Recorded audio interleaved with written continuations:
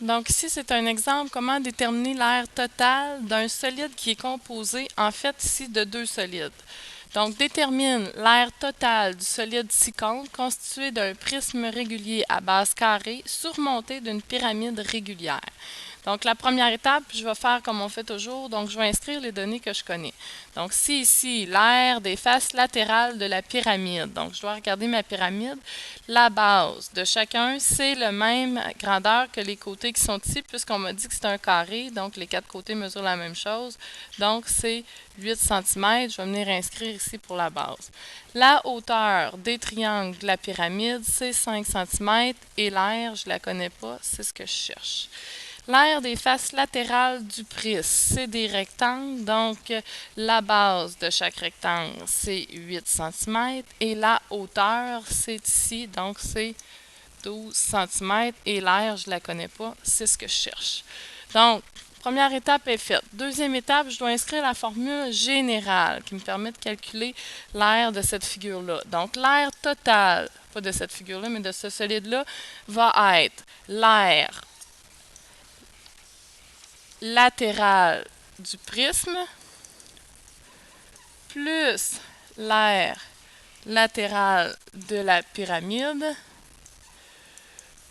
plus l'aire de la base. On n'oublie pas qu'ici, entre les deux, il n'y a rien, c'est collé. Donc, quand je parle de la base, je parle de ça qui est ici en dessous, qui se trouve en dessous du solide composé.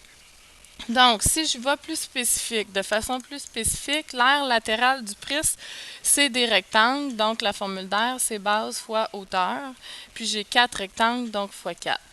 L'aire latérale de la pyramide, c'est des triangles. Donc, c'est base fois hauteur divisé par 2 fois 4 parce que j'ai 4 triangles.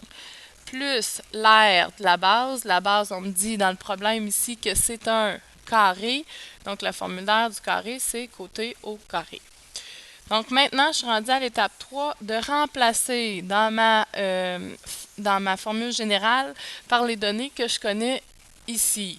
Donc si je vais pour le prisme, il va falloir que je regarde en bas ici pour le prisme. Donc je vais prendre les données qui sont là. Donc R total égale la base de mon prisme. Elle vaut 8, c'est inscrit ici. La hauteur vaut 12 que je multiplie par 4. Plus, pour la pyramide, je vais regarder ici. Donc, la base de ma pyramide vaut 8. La hauteur vaut 5. Je divise par 2. Je multiplie par 4 parce que j'en ai 4.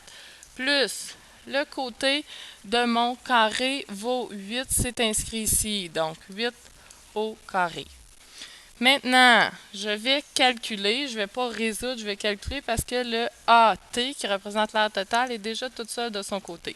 Donc, 8 fois 12 fois 4, j'obtiens 384 avec ma calculatrice, plus 8 fois 5 divisé par 2 fois 4, j'obtiens 80, plus 8 à la 2, 8 fois 8 qui fait 64.